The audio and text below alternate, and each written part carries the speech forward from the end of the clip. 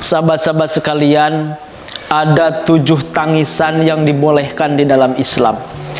Yang pertama adalah bukaun minal khusyuk, tangisan karena khusyuk. Orang yang khusyuk, yang khawatir, yang takut ibadahnya tidak diterima, itu tangisan yang dibolehkan. Baginda Rasul ketika turun ayat ya Ali Imran 190, 191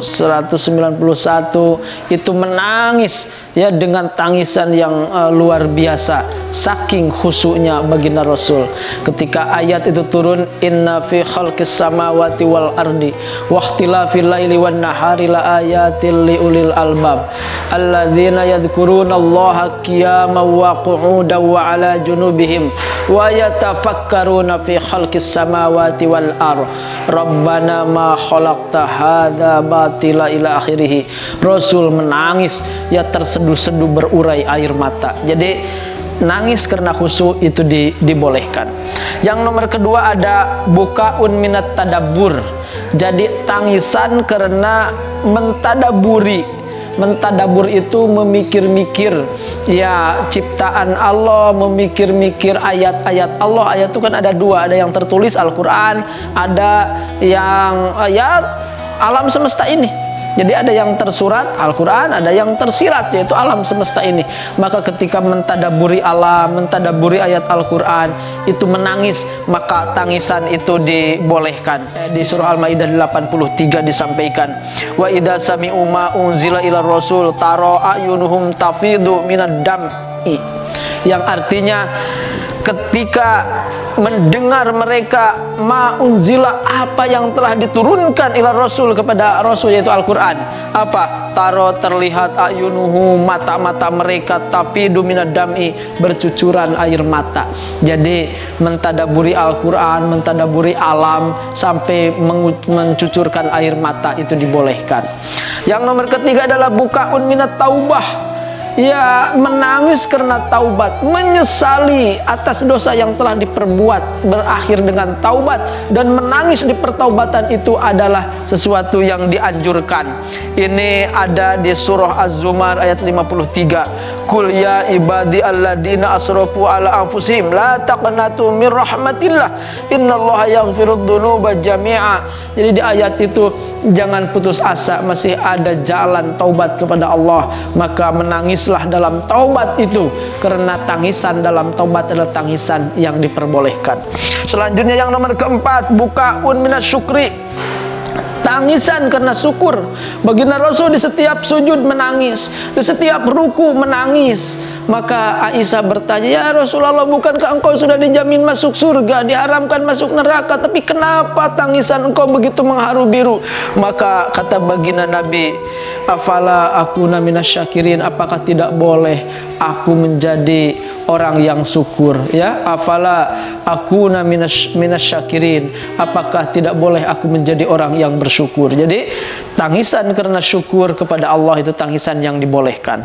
Selanjutnya ada bukaun minar rahmah, menangis karena kasih sayang.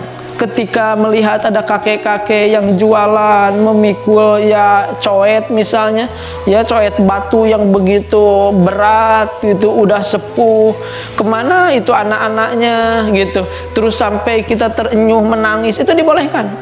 Ada melihat misalnya orang yang meninggal, keluarga kita, terus kita menangis, itu dibolehkan. Rasul menangis ketika anandanya Ibrahim meninggal, Rasul sampai mengeluarkan air mata. Para sahabat kaget, ya Rasulullah, engkau menangis? Kata Rasul, hada dima'ur rahmah, ini adalah air mata kasih sayang. Jadi menangis dibolehkan. Yang tidak boleh itu kan meraung-raung gitu ya, meratap-ratap, itu yang tidak boleh. Selanjutnya yang nomor keenam, bukaun minadz zulmi. Gitu, ketika sakit dizolimi itu dibolehkan. Artinya kita kepada Allah meminta, mengakui kelemahan kita, meminta pertolongannya karena dizolimi orang, itu dibolehkan. Menangis karena kezoliman. Rasul ketika ke Taif dilempari, diusir, dikata-katai, pokoknya dihinakan, Rasul menangis sambil mengangkat tangan, ya Allah, ini fakirun, aku ini fakir, fa'agnini, kayakan aku, wa ini dhaifun, aku ini lemah, faqawini, maka kuat kuatkan aku.